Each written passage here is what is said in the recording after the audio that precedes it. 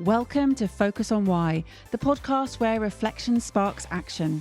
I'm Amy Rowlandson, and together we'll explore compelling stories, profound insights, and transformative experiences from inspiring guests worldwide. Feeling lost or unfulfilled? Searching for clarity, purpose, or meaning in your work and life? This podcast invites you on a journey of self-discovery to align your work with your values, shape your future with intention, and create a purposeful way of life. Have a purpose, have a plan, focus on why. Before we begin, have you read my new book yet? Focus on Why, Create a Purposeful Way of Life is co-authored with my late grandfather, George Fleming Kerr, and weaves in poignant journal entries detailing his experiences and insights of the 5 years he spent in captivity during World War II. Honest and heartfelt, this uplifting guide acts as your companion for life. Available in paperback, ebook, and audiobook. Check the show notes for links to get your copy today. Today on Focus on Why, I am joined by Rachel Power. Hello, Rachel. Hi, thank you for having me. And how are you today? I am good, thank you. I'm excited and a little bit apprehensive about how we're going to go with this. It's often the response I receive. So, well, let's just dive in before I could ask you what the apprehension is all about, but let's just dive in and get started. What is it, Rachel, that you're focusing on right now? What am I focusing on right now? That is a really good question because interestingly, focus has been quite a challenge for me of late. So what am I focusing on? At a macro level, it's really about helping people be the best they can be and how they can deliver more without burning out. But in terms of the reason that I'm saying about the focus is there's so many ways you can go with that. And the way my mind works is always big picture. And it's also the solution is so unique to the individual situation that I don't want to box myself into I only do this, because I think what I do is help people find solutions to their problems. So this challenge of focus and linked to the big picture thinking and the solution being so individual, what is it that you are focusing on, if possible, in terms of finding those solutions of helping people to be the best they can without burnout? So what am I focusing on? So I'm focusing on building relationships with organizations where I feel a real aligned value system with.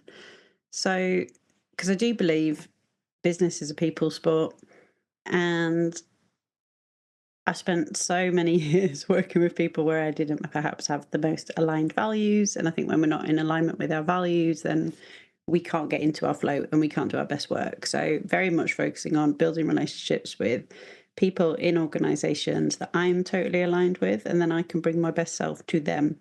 And then we find the solution to whatever their issue might be that's stopping them either as individuals or as teams to deliver what they're trying to deliver. And how do you filter for that alignment? Well, that is a very good question. And that is a process I am learning as I go, because as I said, I think that big picture thinking and you want to save all the world. In fact, I read a book the other day that said, your imagination is greater than your calendar. And it struck me right between the eyes. I was like, yes, isn't that the truth? So in terms of how I'm filtering, I'm trying to go slow, and I'm trying to go in a way that, say go slow to go fast. So I feel like I've spent 20 years being like super fast, super turned on, super like I can do everything, Mrs. People Pleaser, I'll do everything, and just ramming my diary full of things that weren't realistic. And then you don't do a good job of anything. So in terms of how I'm doing it, I'm like, I'll go slow. I'm feeling my way more than thinking my way through things. How does this feel? How does this feel in my body? Which I've never done before. So I feel like I have transformed completely from who I was even like 1 year ago, but certainly in the last 5 years. And this transformation, was there an instigation, a catalyst for it? Oh yes, there was, as there often is for people on this. So my instigation was start of 2020, just before the pandemic. I was told that I had reached my potential in my corporate job, which hurt. Not hurt In fact, this hurt more than the imagination is bigger than your diary. This hurt on a soul level. So at that point, I was only just over 40. I've worked so hard, been so loyal. Um, yeah, it really, really, really hurt. And I was like, no, I have not reached my potential. Like, I haven't even started. I have not even scratched the surface. So it really, really hurt. And it sent me on a bit of a journey of who am I, what am I? Um, and I feel like I'm now on a journey that's never going to end of the who am I, what am I? I feel like that is part of my why, to be honest. It's so interesting that somebody else can perceive or deem to perceive that you've maximized potential. What were they using to measure that? Oh, what were they using? They were using the 9-box matrix, which I don't know if you're aware of the 9-box matrix used in many organizations. I've done a lot of research on the 9-box matrix, actually. So it started off where it was a McKinsey tool, but it wasn't about people. So it started off about projects and how do you measure the potential and the performance of a project. And then someone somewhere down the line has amended that into people. So people get put in these boxes of have you got potential and how does that rate against your performance. But looking back, because I was always put in a good box up until that moment, I'd never questioned it because I guess that fed my people pleasering. Oh, good, I'm in the right box. Which wasn't actually helping me or my career or my development. It just actually made me feel good that I got put in the right box. And then the moment I wasn't put in the right box, I was like, ouch, ouch, ouch, ouch. And then I saw who was in what box in the organization, and it upset me a lot because there were people who were being deemed as not having potential. I was like, wow, these are the people who keep the lights on. Like, these are the people who really drive stuff. And then the people who were put in the top talent box, I was like, well, they might talk a good game, but are they actually? Which is a terrible thing to say because it's a big judgment on people. But that's part of what the challenge of that thing is because it's all a judgment. There's no science. Nobody asked me what I was striving for. Nobody had ever had those conversations with me. And suddenly someone's written me off because my face doesn't fit or I'm not doing what they think because we'd had a lot of leadership changes at that point. So yeah, it's really, really, really driven and it drives a lot of the why behind what I do of helping people, organizations, teams, 'cause, like, we're all individuals, right? And if we actually spent a bit of time listening to what people want, need, aspire to, I feel like there's a place for everyone. And if everyone really just played to their strengths in line with their values, doing something they're interested in, we wouldn't live in the world that we live in today, Amy. I really believe that. I'm with you 100% on everything. What I want to ask you, Rachel, is do you not think they did you a favor? Oh yeah. Oh yeah. Once I've been through all my change curves, yeah, the biggest favor ever. And it's funny because it's a really interesting question because when I look back, I do think like, wow, some of the people that I thought were bad, they're not bad. They're just doing the best they can with what they've got. And I really believe nobody goes to work to do a bad job. Everyone's doing the best they can with what they've got. But what the point is we've all got something different because we've all had completely different lives. We've all got different thoughts, different beliefs, and all of that stuff. But if we just could listen to one another a little bit more and take time to be honest rather than saying what we think we need to say, and standing back sometimes rather than trying to jump in or jump in when you're standing back and all of that stuff. I really, really, truly believe like the whole world would be better if we all just played to our strengths, in line with our values, in line with our interests. I think we've got all the parts of the jigsaw. It's just at the moment, the parts of the jigsaw are not in the right places, in my opinion. Oh, for sure. All over the place, scattered. We're trying to do the best we can to piece them together and to form this incredible jigsaw that can exist. I'm with you on that. Tell me a bit more about your values. My values. So I feel like my values have changed over time. So when I first did a values exercise, gosh, that's several years ago now. Um, in fact, the very, very first time I came across values was before I had my daughter. So this is going back at least probably 12 years, I'd say. And my number one value at the time was autonomy. And I was working in a very large organization where I had no decision making rights, really. I didn't really have anything. And I remember speaking to a very senior guy about it. And he was like, wow, like if that's your number one value, then maybe this is not the place for you, which is rightly so. But I took that really as an offence, and I look back and I was like, wow, I was hurt by him saying that. Which actually, the gift was there for me all the time, Amy. You know that whole thing where the universe keeps giving you what you need so you take it. It was there 12 years ago. So autonomy is still big for me.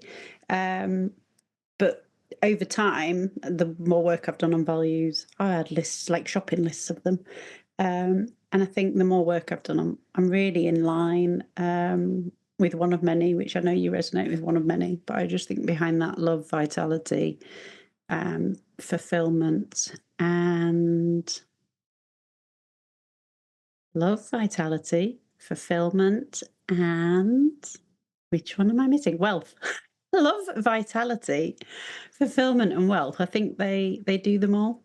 They do that for me. I think those one of many values.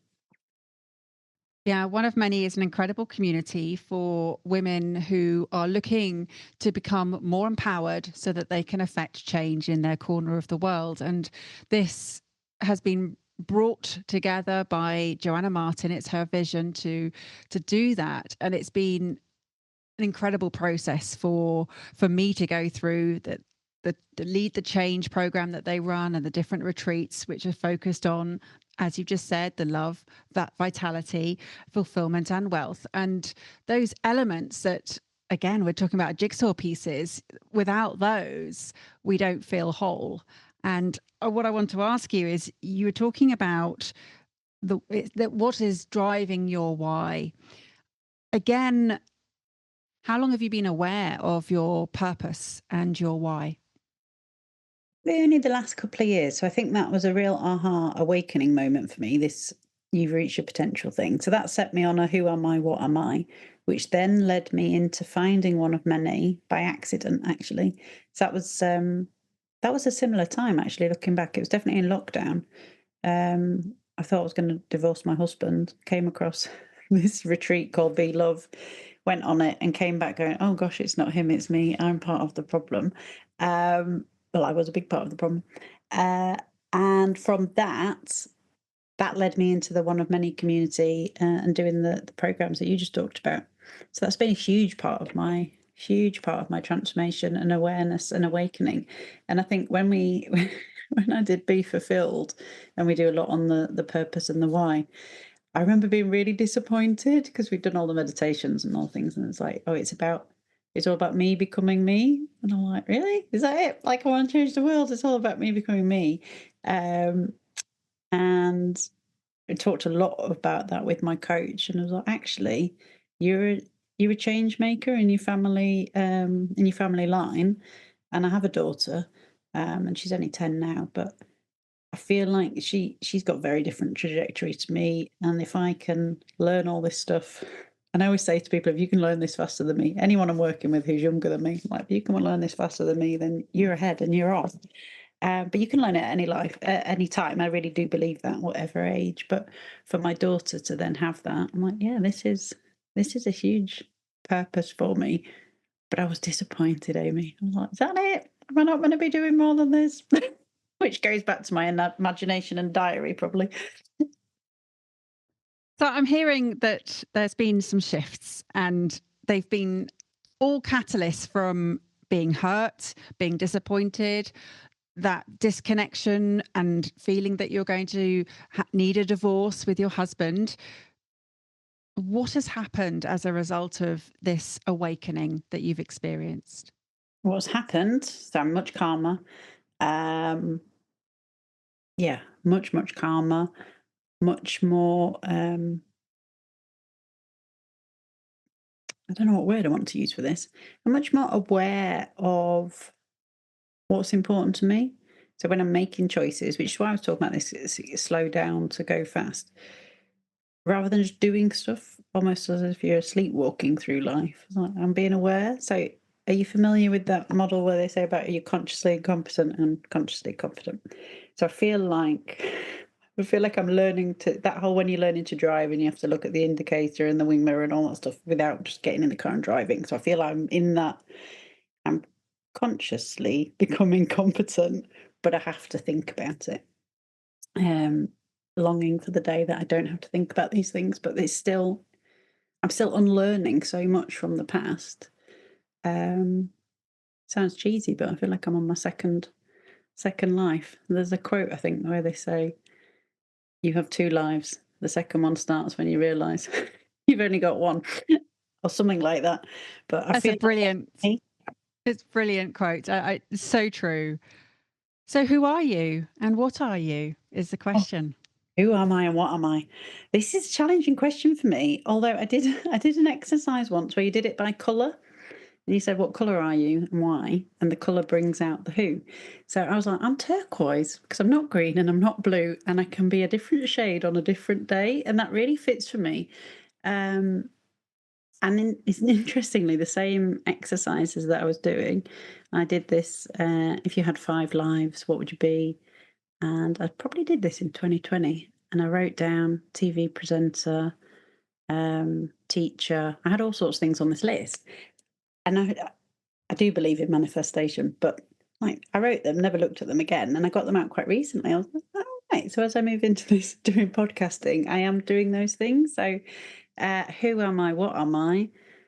Depends what day of the week it is, Amy. But I am a coach, a mentor, an author. I say teacher. I'm not a formal school teacher, but I feel like what I am good at is educating people and bringing out the elephant in the room stuff, especially from a corporate perspective, because we're so programmed in a masculine paradigm. I like just bringing a new perspective to things, and I think that is really important if we're going to change anything in this world. Because I don't, as I said, I don't think anyone goes to work to do a bad job. They just perhaps don't see it that way, and they see the world. They see the world how they see it because of their beliefs, experiences, etc. So just being able to bring that perspective from a place of no judgment, just like curiosity. And I think that's a big thing that I've realised that I can do. Now I've done all the work to heal myself, not take offence and not think it's all about me, because it's not, is it, at the end of the day? But so many of us, especially if you're coming from a hurt place, find it hard to see the wood for the trees. And it's an interesting point that you raise about wanting people who are much younger than you and me to know this, because then they won't have to go through the process of the unraveling and the unlearning that you speak of. And yet part of the growth is to experience that. So there is a bit of a paradox here that you don't necessarily recognize that that's a journey until you're there and it's happened. I love that point. I do love that point, and now I'm like, I think I have to go away and journal on that. How do I feel about that? And it's interesting, isn't it, as a parent, where you're like, where's the line of how do they learn? Because you learn through experience, as you say. So, I think I'm going to have to think about where my line is, because, yeah, I think there's some stuff though. It's like learning more. Maybe the learning is that you are empowered and you have more power than you actually might think you do. Like people coming from a disempowering place, the sooner you can learn that for sure, the better quality of life. Because I don't think I wouldn't wish it on anyone to live a disempowered life for most of it. We don't have many years, do we? So from that perspective, for sure, I'll never stop banging the drum. But you are testing me on my, where's my line here for let people learn their way.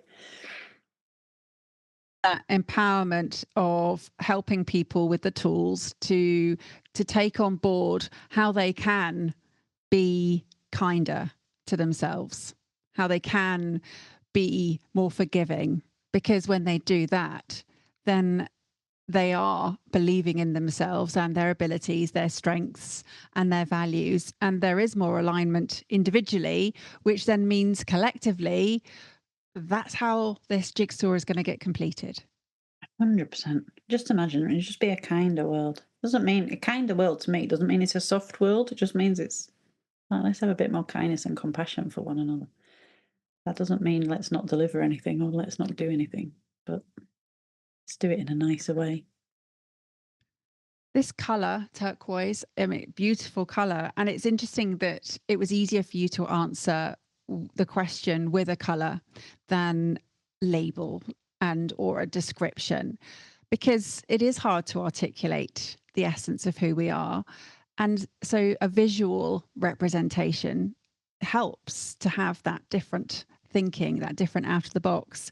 So with your not quite green or not quite blue, and that ability to be free in having this chameleon color that really does blend and shape to its environment. I mean, I hear you talk about that, I just think of the beautiful sea or the sky, and which is just, the whole natural space. I've never thought about it in that way, but now I'm picturing the sea now. I'm picturing really, yeah. I've not thought about it. Be the best that people can be without burning out was what you started with. Has that been an experience that you've had, burnout? Yes, but I didn't realise. And I think coming into that one of many community at the time that I did, and even it's only a recent thing that I look back at my scores, because with the one of many tools you have the 5 power types, and I was super, super low, lover and queen, like really low. Yet there I was saying I want to do the coach cert before I want to help everybody else before I did lead the change. And I did do that, but it was super hard. Yeah, I look back at the scores, I'm like, wow, you were probably burnt out, but you weren't accepting it and you weren't having it, and yeah. I What was the resistance? think it goes back to that helping others, the people pleasing side. So I think I grew up in a situation where you go to school, then you get a job, and you get a job so you can get money, so you can have a house and a car and a family. And I think that's all I thought life was about. So by 30, I'd done all that. And probably never then, from 30 to 40, didn't really have a what am I doing this for? I was like, okay, now get more. Now get promoted. Now do whatever. But there was it wasn't because I wanted to. So I think it was that more. It's a really interesting question. Yeah. More. Like societies. And I think there was probably a part of me inside that was always, I need to do more. I'm not good enough. I'm not worthy enough. Just do one more. Get promoted. And when I got to director level in the organisation that said I'd reached my potential. But the day I got director, and I wanted it for so long, I really, really wanted it. And the day I got it, I felt dead inside. I was like, that gave me nothing. That gave me absolutely nothing other than more work, not even much more money. Just more work, not much more money. And yeah, it gave me nothing. Absolutely nothing. And I was at a loss there. So going back to saying they did me a favour, they really did. Because I don't think I'd have figured this out on my own. And it's interesting that you didn't know that you were in a state of burnout, because I do believe that there is an understanding of what that means. And so many people don't recognize that they're in complete burnout because they think it's what other people get, and they get it in this particular way. And yet it's actually a lot more straightforward than that in terms of what it looks like and what it feels like to be in a state of burnout. I think it's terrifying, and like you said, that it's not me. Like it's not me. I'm okay. I'm okay. Keep going. And I come from a whole family line of like, let's just keep going. But I look back at a time, again, this is like years and years ago before I had my daughter. I was working on a project. We were working crazy hours, and the whole thing was unrealistic what we were trying to do. And we lived by a river. And I remember getting home, it was December time. I remember looking at the river thinking, well, if I accidentally fell in, I don't have to go tomorrow. And at the time, I didn't even realize like how bad that is, that was even a thought that I had. And it's only in more recent times as I'm doing all this work, I'm like, well, that was a low time. That was a really low time. And again, I was like, "Ah." And I remember I was really, really poorly, and we were doing this big presentation to the exec, and I was really poorly. But I still went because I didn't want people to think that I couldn't do it or I wasn't good enough, or, like, oh, she's trying to get out of it, so she didn't turn up. It's like, literally, and I was sick. And they were like, "Why are you here?" Because I was visibly sick. Oh, because the project's important. I don't even think it was about the project was important. I think it was more, I don't want people to think I can't do this. And you mentioned earlier that you had a very low lover and queen. And for anyone who doesn't understand what that means, share what it was that gave you those low scores for you. So for me, low lover was absolutely no sense of self-care for me or fun or anything to do with me. I'd put me at the bottom of the pile every single time. Yeah, crazy. And then Queen was very much no boundaries. Boundaries was a big thing. No ability to say no, not being clear, and not even having the vision for like who's it, even down to like who are the people that are important to me. You know, I do something for someone I didn't even know before I'd go to a doctor's appointment for me. I was like, I'm at the bottom of a very, very long list, and a long list of people I don't even know who half of them are. And going back to what you want to impart to your daughter, that being one of the biggest lessons is to prioritize your own self-care. And absolutely, you don't need to go through that in life to understand that lesson, because you can share a story or whatever it is, but that is a key one for sure. And the no boundaries, because if you don't know what your boundaries are, other people will create them for you.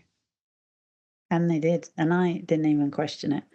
I also realised looking back that I was probably in a bit of a relationship with a senior leader that I had at the time, whereas I think I was in a child-parent relationship. I didn't even know. So clearly I was the child in the relationship, but I didn't even know, which is scary. But just that point on my daughter, I think there's one thing in terms of telling people stuff and stories, but you've got a role model, especially to kids, because they're like sponges, aren't they? And I'm really, really conscious of that you've got to practice what you preach.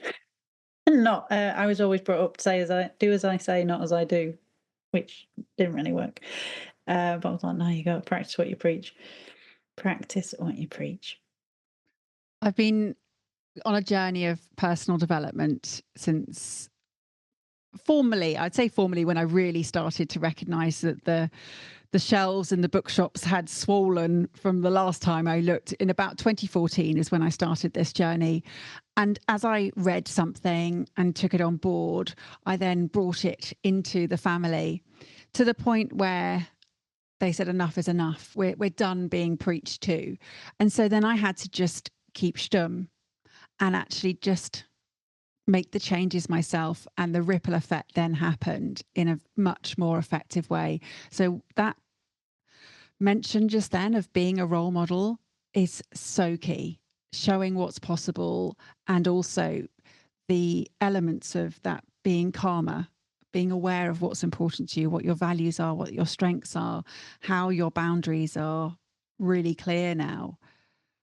That is, one of the best things you can do as a parent. Yeah, I think so. But I think, if someone had told me that's what you got to do, I'm like, yeah, whatever. And I think it goes back to that thing. And so I feel like I probably learned it the hard way, which is why I am like, well, don't do it. Don't wait as long as me. Especially when they say about we've formed our beliefs and our behaviours by the time we're 7. So I didn't really start this journey till my daughter was almost 7. I was like, okay, deep breath. I was like, okay, it doesn't matter because you can start at any age. She's going to pick up but the ripple effect, as you said, is yeah, you can't beat that. They are formed, but they're not set forever. You get to review them and redefine them.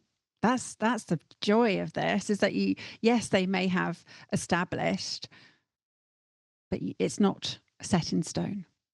Mm. And you don't even know some of the models that you're operating from until you challenge them. You challenge those beliefs, limiting ones and empowering ones the same. Absolutely. So tell me, what's this new Rachel that's showing up in the world What going to is do the new next? Rachel? Oh, what's she going to do next? Sorry. Yeah. Um, well, I am podcasting myself. So I have just started a podcast. over on a channel called Alchemy, which is for procurement professionals.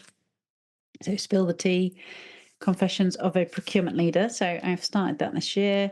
I continue to push, I say push, I continue to market my book. So, I wrote a book last year, Redefining Career Success, Taking Charge with the Power Approach. So, very much focused on sharing that with the world. And then, as I said, building relationships with organizations where I can really get inside to help whatever the problem is. So there's no set solution. Might be coaching, might be workshops, might be consulting, but what's the problem we're trying to solve? Because I can't stand it when people just spend money on solutions that aren't really solutions. They're tick box exercises. And I think because my background is procurement, which is what I spent that 20 years doing before I was told I'd reached my potential, you can take the girl out of procurement, you can't take the procurement out of the girl. And I'm like, let's just spend this money wisely, folks. Like, let's not waste it. Let's do something that's actually going to move the needle. So that is what I'm about, and that is what I'm doing. I hear it. I hear it. I see it and I feel it. This, you mentioned right at the beginning about this feeling your way versus the thinking. Again, this is the redefined version of Rachel. Tell us a bit more about how you're feeling your way through life. How? Oh, that's a good question. How am I feeling my way through life? By feeling.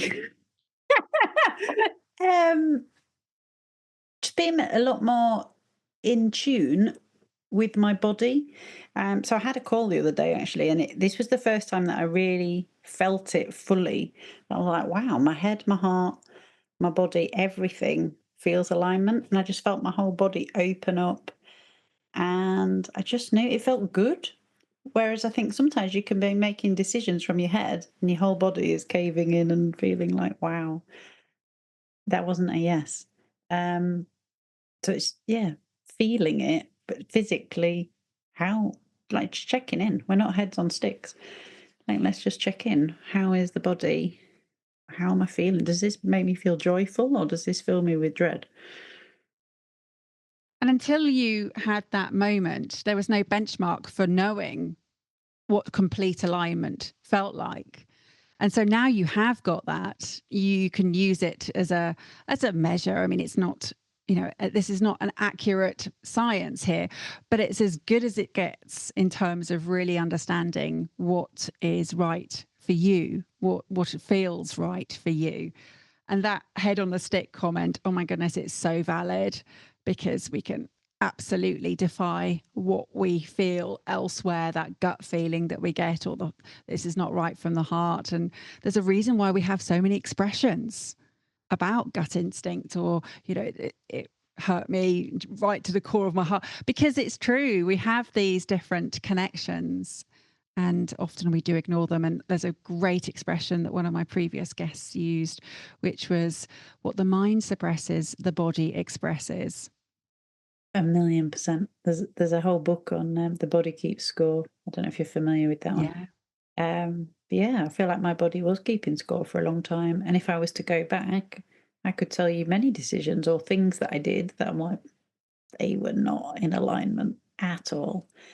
But I was just doing them because that's what good girls do, and you get on with it and you people please and you do the stuff. No more. Absolutely no. No more. Drawn a line under it. Rachel, thank you so much for sharing your why, your purpose, your redefined career that you're advocating for yourself, and also helping others to understand what success looks like and what it feels like, and how to think and feel their way through that. It's amazing. How could people get in touch with you? To get in touch with me, best way is probably on LinkedIn. So Rachel Power Leadership Development. You'll find me. Look for something pink and turquoise. That'll be me. On my websites, www.poweryourpotential.co.uk. Amazing. The links are in the show notes. Again, thank you so much for coming on the show. It's been an absolute delight to talk with you today. How would you like to close out the episode? Just like to say, if anyone is in any doubt over how they feel, lean into that feeling, get curious about that feeling. The body does tell you a lot. So if you're always from a thinking perspective, just get curious about what you're feeling. This episode's over, but let's keep the conversation going. How has this episode impacted you? Share your insights, takeaways, and reflections with actions on social media, or leave a review on Apple Podcasts. Your feedback creates powerful ripple effects, helping others to discover its value. Want to dive deeper into purpose? Check the show notes for links on how to work with me, where to buy my new book, Focus on Why, Create a Purposeful Way of Life, available in paperback, ebook, and audiobook, and where to sign up for Friday Focus, my weekly newsletter. Have a purpose, have a plan, focus on why.